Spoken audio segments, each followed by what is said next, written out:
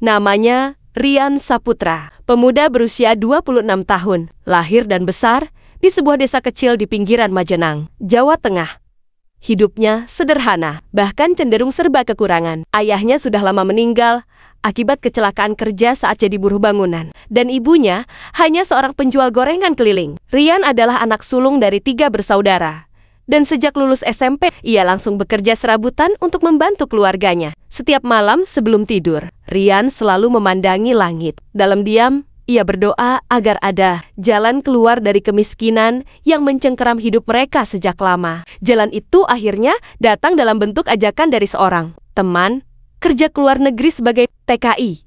Meski awalnya ragu, Rian akhirnya memberanikan diri mengambil kesempatan itu. Ia pinjam uang dari tetangga untuk biaya administrasi, dan setelah proses panjang serta pelatihan, ia berangkat ke Guangzhou, Cina sebagai pekerja proyek konstruksi. Hari pertama bekerja di proyek, Rian sudah merasa berat. Cuaca dingin, bahasa tak dimengerti, dan tekanan dari mandor membuatnya nyaris menyerah. Tapi setiap kali ingin pulang, ia teringat wajah ibunya dan adik-adiknya. Ia tahu tak ada pilihan selain bertahan. Lingkungan proyek tempatnya bekerja adalah area pembangunan gedung pencakar langit yang dikelola oleh perusahaan lokal Cina bernama Liu Group Construction. Disinilah ia pertama kali mendengar nama Madam Liu, pemilik perusahaan sekaligus pemegang kendali penuh atas proyek besar itu. Madam Liu, wanita setengah baya berusia 38 tahun, dikenal tegas, dingin, dan penuh wibawa. Ia adalah janda dari mendiang pengusaha kaya yang meninggal karena kanker 2 tahun lalu. Sejak itu, ia sendiri yang memimpin bisnisnya, menolak untuk menikah lagi karena trauma masa lalu. Sosoknya disegani oleh semua orang baik, oleh para insinyur maupun para buruh. Bagi Rian, nama Madam Liu hanya sebatas kabar burung yang beredar di antara pekerja. Ia tak pernah berharap bisa berjumpa langsung, apalagi berbicara dengannya. Yang penting baginya saat itu adalah bekerja sebaik mungkin dan mengirim uang ke rumah. Ia tak punya waktu untuk hal lain. Hari-hari berjalan lambat tapi melelahkan. Rian mulai terbiasa dengan sistem kerja keras tanpa banyak bicara. Ia bekerja nyaris tanpa henti, bahkan mengambil jatah lembur yang ditolak orang lain. Dalam sebulan, ia menjadi buruh yang paling menonjol karena kedisiplinan dan ketekunannya. Namun, di balik kesibukan proyek yang bising dan keras, takdir diam-diam menyusun kejutan besar. Tak ada yang tahu bahwa jalan hidup Rian akan berubah drastis setelah sebuah insiden kecil di lokasi proyek mempertemukannya langsung dengan Madam Liu. Dan pertemuan itulah yang kelak membuka kisah tak terduga. Tapi semua itu belum terjadi. Saat ini, Rian masihlah seorang kuli kasar yang hidup di kamar sempit berdinding triplek, dengan secangkir teh murah dan harapan besar yang ia peluk setiap malam. Hari itu, udara di Guangzhou lebih panas dari biasanya. Debu beterbangan, mesin-mesin berat meraung, dan suara teriakan mandor terdengar hampir sepanjang hari. Rian seperti biasa bekerja tanpa banyak bicara, memanggul semen, mengaduk beton, memaku kerangka baja, semua dikerjakan dengan cepat dan rapi. Pikirannya tetap satu, bekerja keras, kirim uang ke rumah. Sore menjelang, sebuah mobil hitam mewah berhenti di dekat lokasi proyek. Semua pekerja mendadak menjadi lebih waspada. Tahu siapa yang datang? Sosok wanita berpakaian formal turun dari mobil. Wajahnya anggun tapi tegas, rambut disanggul rapi, dan kacamata hitam mempertegas wibawanya. Dialah Madam Liu. Biasanya, Madam Liu hanya berkunjung ke lokasi seminggu sekali, sekadar memantau progres sambil ditemani manajer proyek. Tapi hari ini berbeda. Ia turun sendiri, berjalan menelusuri area proyek, melihat-lihat kualitas pekerjaan secara langsung. Para mandor dan insinyur segera menghampiri, membungkuk penuh hormat. Para buruh hanya bisa melirik dari jauh, termasuk Rian yang tetap melanjutkan pekerjaannya. Namun sesuatu yang tak terduga terjadi. Salah satu kren kecil yang membawa tumpukan besi ternyata mengalami gangguan. Besi-besi itu menggantung tidak stabil, siap jatuh kapan saja. Sialnya, posisi Madam Liu berdiri tepat di bawah jalur kren itu, tanpa menyadari bahaya yang mengintai. "Awas!" teriak Rian. Tanpa berpikir panjang, ia menjatuhkan ember semen yang sedang dibawanya dan berlari secepat mungkin. Dengan kekuatan sisa tenaga, ia mendorong tubuh Madam Liu hingga jatuh tersungkur ke tanah beberapa meter dari lokasi. Detik berikutnya, besi-besi itu menghantam tanah keras tepat di tempat Madam Liu berdiri sebelumnya. Debu mengepul tinggi. Semua orang berteriak panik. Beberapa petugas proyek segera berlari menghampiri, termasuk manajer lapangan. Madam Liu terduduk di tanah, kaget dan sedikit tergores di lengannya. Tapi yang paling mencolok adalah ekspresi bingung di wajahnya saat melihat Rian, seorang kuli asing berdiri terengah-engah sambil menatapnya penuh cemas. "Nishi, ai?" tanya Madame Liu, bingung dengan bahasa Mandarin yang kaku. Manajer buru-buru menjelaskan siapa Ryan, seorang buruh TKI dari Indonesia, tak punya pendidikan tinggi, tak bisa bahasa Mandarin, tapi dikenal pekerja keras. Madame Liu tak menjawab langsung. Matanya tetap menatap Ryan dalam-dalam, seperti sedang melihat sesuatu yang tidak biasa dalam hidupnya yang penuh orang-orang bermuka dua. Wanita itu belum pernah merasakan diselamatkan oleh seseorang yang benar-benar tak punya motif. Esok harinya, semua buruh heboh. Kabar bahwa Rian menyelamatkan Madame Liu menyebar seperti api. Ada yang memuji, ada juga yang sinis. "Wah, pinter juga itu anak kampung. Pura-pura heroik biar dideketin bos," sindir salah satu buruh senior. Tapi Rian tak peduli. Baginya, yang ia lakukan murni spontan. Ia bahkan tak sempat berpikir risiko, apalagi imbalan. Tapi ia mulai sadar satu hal. Sejak kejadian itu, seseorang sedang memperhatikannya, seseorang yang hidupnya jauh berbeda darinya. 3 hari telah berlalu sejak insiden itu. Meski luka di lengan Madame Liu sudah mengering, bayangan kejadian itu masih terus terngiang di benaknya. Untuk pertama kalinya dalam bertahun-tahun, ia merasa seseorang menolongnya tanpa pamrih. Tak ada kamera, tak ada penjilat di sekeliling, hanya seorang kuli asing dengan wajah jujur dan tindakan refleks yang menyelamatkan nyawanya. Di sisi lain, Rian mencoba kembali ke rutinitas. Ia sama sekali tidak mencari perhatian. Tapi sejak hari itu, semua orang memandangnya dengan cara yang berbeda. Beberapa mandor jadi lebih ramah. Buruh lain justru makin sinis habis ini. Jangan-jangan diangkat jadi menantu bos, ejek salah satu pekerja dari Myanmar. Rian tak menggubris. Ia hanya ingin bekerja, tapi takdir sepertinya punya rencana sendiri. Sore hari di penghujung minggu, saat jam kerja hampir habis, seorang pria berpakaian rapi datang ke mes buruh. Ia membawa map hitam dan menyebutkan satu nama. "Rian Saputra?" Rian mengangkat tangan ragu. Pria itu menyerahkan amplop putih dengan stempel. "Liu Group, Anda diminta datang ke kantor pusat proyek, lantai ke-16. Sekarang, semua mata memandangnya, termasuk mandor yang terlihat heran. Rian bingung. Jantungnya berdetak lebih cepat, tapi ia tak bisa menolak. Setelah membersihkan diri sebisanya, dengan celana jeans dan kemeja lusuh, ia naik lift menuju lantai 16. Lantai yang selama ini hanya dihuni oleh orang-orang penting. Pintu ruang utama terbuka, memperlihatkan ruangan luas bergaya modern minimalis. Di balik meja kaca panjang, duduklah sosok yang telah menyita pikirannya sejak kejadian itu. "Madame Liu, silakan duduk," ucapnya dalam bahasa Inggris, pelan tapi jelas. Rian menurut. Ia duduk kaku, merasa tubuhnya salah tempat. "Apa kamu tahu kenapa kamu di sini?" tanya Madame Liu. Rian menggeleng pelan. Ia hanya bisa menjawab singkat. "Tidak, Bu." Wanita itu menatapnya lama, lalu tersenyum samar. "Saya ingin mengucapkan terima kasih, dan saya ingin mengenalmu lebih jauh." Perkataan itu membuat kepala Rian nyaris meledak. Ia tak mengerti. Seorang bos besar ingin mengenalnya? Untuk apa? Melihat kebingungan di wajah pemuda itu, Madame Liu tertawa kecil. "Tenang, saya tidak akan menculikmu. Saya hanya ingin kamu ikut makan malam di rumah saya besok malam. Sebagai bentuk terima kasih." Rian nyaris menolak. Tapi bagaimana caranya menolak ajakan dari pemilik proyek tempat ia bekerja? Maka dengan suara gemetar, ia mengangguk pelan. Malam itu, ia kembali ke mes dengan kepala penuh tanya. Buruh lain menyambutnya seperti selebritas. Tapi ia tak peduli. Hatinya resah. Ini bukan dunia yang ia pahami. Ia hanyalah seorang kuli bangunan dari desa yang tak tahu cara menghadapi wanita kaya raya dan penuh wibawa seperti Madame Liu. Namun, yang tak ia tahu, makan malam itu bukan hanya sekadar makan malam. Itulah awal dari kedekatan dua dunia yang seharusnya tak pernah bersatu. Guangzhou berselimut cahaya malam. Lampu-lampu jalan menyala terang, memantulkan bayangan gedung-gedung pencakar langit di atas sungai. Di antara kemewahan itu, sebuah mobil hitam meluncur tenang menuju kawasan elit Tianhe, membawa seorang pemuda yang belum pernah membayangkan hidupnya akan tiba di titik ini. Rian duduk di kursi belakang, mengenakan kemeja biru pinjaman dari mandor dan celana panjang bersih, satu-satunya yang ia miliki. Rambutnya disisir rapi, wajahnya tampak gugup. Di seberangnya duduk sopir Madame Liu, pria berkacamata yang tak banyak bicara, hanya fokus menyetir. Begitu tiba di depan sebuah mansion bergaya modern dengan taman kecil dan lampu taman indah, Rian menelan ludah.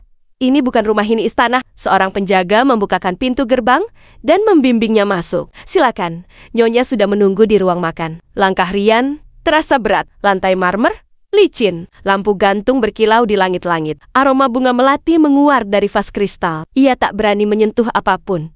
Lalu, di ujung ruangan, Madame Liu muncul mengenakan gaun sederhana berwarna krem. Rambut terurai lembut. Wajahnya tampak berbeda dari sosok tegas di kantor. "Selamat datang," katanya sambil tersenyum. "Tenang saja, ini hanya makan malam. Duduklah." Rian menurut. Duduk di meja makan panjang yang hanya dihuni 2 orang. Ia dan Madame Liu di atas meja. Sudah tersedia berbagai hidangan Cina mewah yang bahkan tak bisa ia sebutkan namanya. Ia hanya mengenal nasi dan mungkin sedikit ayam yang dimasak seperti sup. Makan malam berlangsung hening di awal. Rian lebih banyak menunduk, hanya menjawab seperlunya. Tapi Madame Liu tak menyerah. Ia bertanya perlahan tentang kehidupan Rian, keluarganya di Indonesia, kenapa ia merantau, dan bagaimana ia menjalani hari-hari sebagai buruh kasar. Rian mulai terbuka sedikit demi sedikit. Ia bercerita tentang ibunya yang sakit-sakitan, adiknya yang masih sekolah, dan harapannya bisa membangun rumah sederhana suatu hari nanti. Madame Liu menyimak dengan tatapan yang tak biasa, bukan belas kasihan, tapi kekaguman. Dalam hidupnya yang dikelilingi pria licik dan ambisius, cerita tentang Rian seperti angin segar. Ia merasa sedang berbicara dengan seseorang yang jujur, polos, tapi punya keberanian. Usai makan malam, saat Rian berpamitan, Madame Liu mengucapkan sesuatu yang membuatnya berhenti sejenak di depan pintu. "Kau tahu," katanya pelan, "kau adalah pria pertama yang duduk di meja makan ini tanpa mencoba menjilat, meminta kontrak, atau berbicara soal uang. Terima kasih, karena kau menjadi dirimu sendiri." Rian hanya tersenyum canggung. Ia menunduk hormat dan berjalan keluar. Namun saat ia melangkah pergi, dari balik jendela, Madame Liu masih berdiri diam memandangi punggung Rian yang menjauh. Itu bukan sekadar makan malam. Bagi wanita yang terbiasa hidup dalam strategi dan batas-batas bisnis, pertemuan itu adalah retakan pertama, retakan yang perlahan membuka pintu hati. Dan di sisi lain, Rian juga mulai merasakan sesuatu yang aneh. Sebuah ketertarikan yang datang tanpa ia minta. Tapi ia tahu, perbedaan mereka terlalu besar. Ia hanyalah kuli asing yang tak tahu arah. Sementara Madame Liu adalah bos besar yang punya segalanya. Dunia mereka tak seharusnya bersatu, tapi takdir terus berjalan. Dan konflik sebenarnya baru saja dimulai. Sejak malam itu, hidup Rian berubah perlahan tapi pasti. Tidak dalam bentuk kekayaan atau status sosial, tapi dalam bagaimana orang-orang di sekitarnya mulai memperlakukannya. Ada yang iri, ada yang mencibir, dan tak sedikit yang mulai menjauh. Di proyek, mandor tak lagi berani membentaknya sembarangan. Para pekerja lain, terutama sesama TKI, mulai memperbincangkannya di belakang. "Lihat tuh, si Rian makin dekat sama Madame Liu. Jangan-jangan ada main," bisik mereka. Rian pura-pura tak dengar, tapi hatinya perih.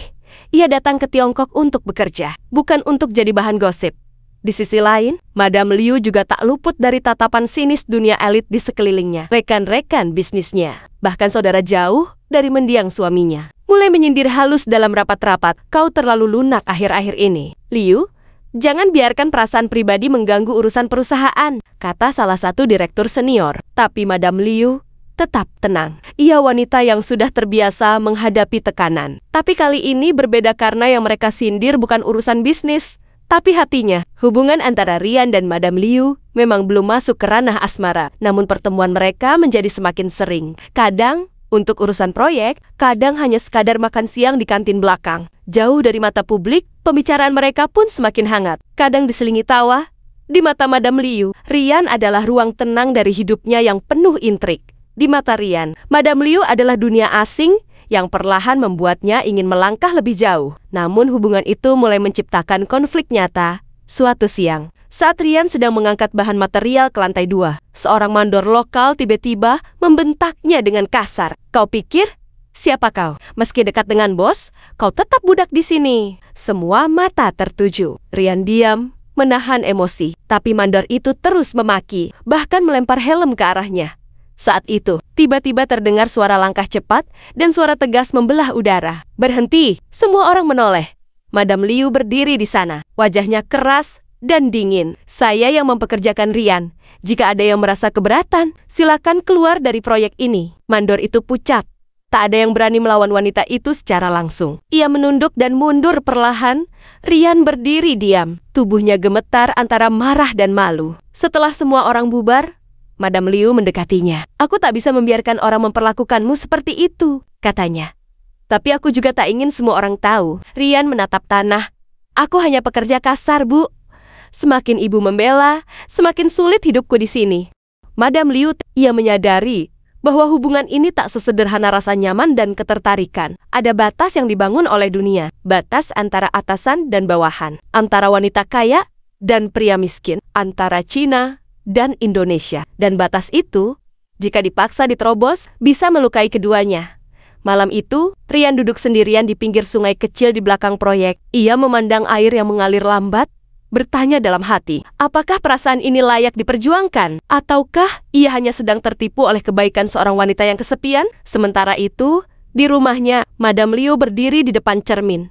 Di balik karismanya, matanya menyiratkan kebimbangan yang tak pernah ia rasakan sebelumnya. Dua hati dari dunia berbeda, mulai saling bersentuhan lebih dalam. Dan itu berarti badai semakin dekat. Hari itu, langit Beijing kelabu. Awan-awan menggantung berat seperti menandakan akan datangnya badai. Bukan hanya di langit, tapi juga dalam hidup Ryan dan Madam Liu. Proyek pembangunan sedang memasuki tahap krusial. Madam Liu diminta menghadiri konferensi bisnis besar di Shanghai bersama para investor. Namun, sebelum berangkat, ia memanggil Rian ke ruang kerjanya.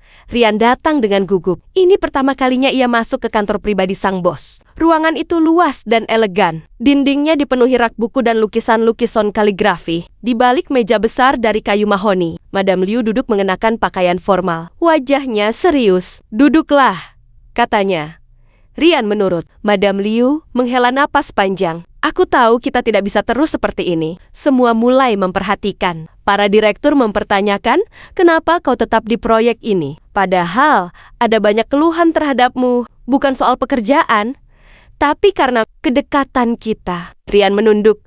"Saya minta maaf, kalau saya membuat ibu dalam posisi sulit, saya bisa minta pindah proyek." "Tidak," potong Madam Liu. "Bukan itu maksudku. Aku sudah berpikir terlalu lama." Ia berdiri, berjalan ke arah jendela besar yang menghadap ke kota. "Aku seorang janda, aku punya harta, nama, dan kuasa. Tapi malam-malamku sepi. Dan kau hadir seperti angin segar di ruang yang selama ini hampa. Aku tahu ini terdengar gila, tapi aku ingin menawarkan sesuatu padamu." Rian terdiam. Jantungnya mulai berdegup keras. "Aku akan keluar dari proyek ini. Kuserahkan urusan pembangunan kepada direktur proyek yang baru. Aku ingin membangun hidup yang baru bersamamu. Jika kau bersedia." Suasana mendadak sunyi. Suara jam berdetak pelan di sudut ruangan. Rian merasa seperti tenggelam. "Apa maksud ibu?" "Menikahlah denganku, Rian." Kalimat itu jatuh seperti guntur di tengah keheningan. Rian merasa lemas.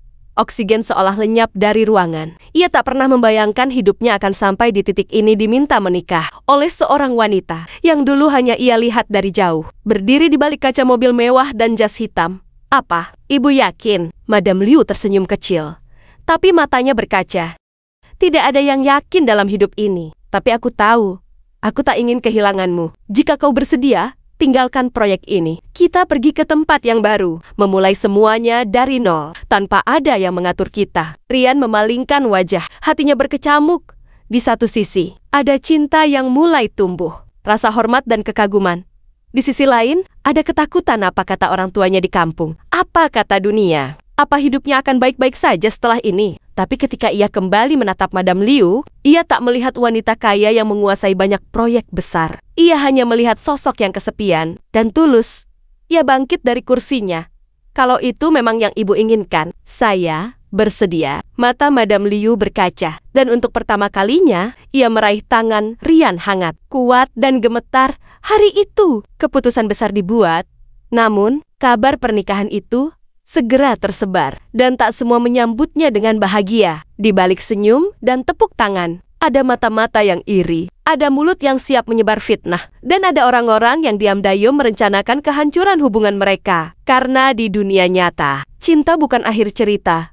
Kadang, itu baru permulaan dari ujian yang lebih besar. Setelah kabar pernikahan Ryan dan Madam Liu tersebar, kehidupan mereka berubah drastis. Di kantor, rekan bisnis Madam Liu mulai menghindar. Bahkan ada yang terang-terangan meremehkan. Pernikahan itu hanya sandiwara, Hanya soal uang dan kepentingan, bisik beberapa orang.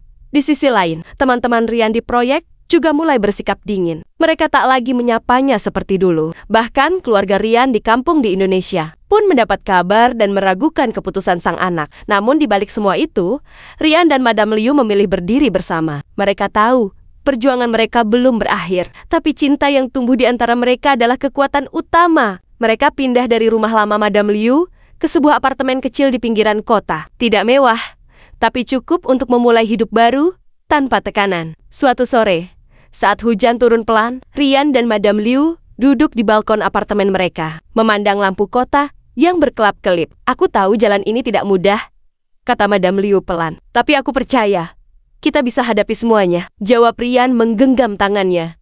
Mereka tertawa kecil, saling menguatkan. Keluarga, teman, bahkan dunia luar tidak bisa menentukan kebahagiaan mereka. Karena pada akhirnya, cinta sejati adalah tentang keberanian untuk memilih satu sama lain. Meski semua orang meragukan, Rian yang dulu hanyalah seorang TKI kuli bangunan, kini menjadi sosok yang kuat, bukan karena status, tapi karena hatinya. Madam Liu yang dulu penuh luka, kini mulai belajar membuka diri dan mempercayai mereka bukan hanya suami istri, tapi sahabat dan pejuang bersama. Dan di balik jendela apartemen sederhana itu, lampu kota terus berkelip sebagai saksi bisu dari sebuah cinta yang lahir di tempat paling tak terduga.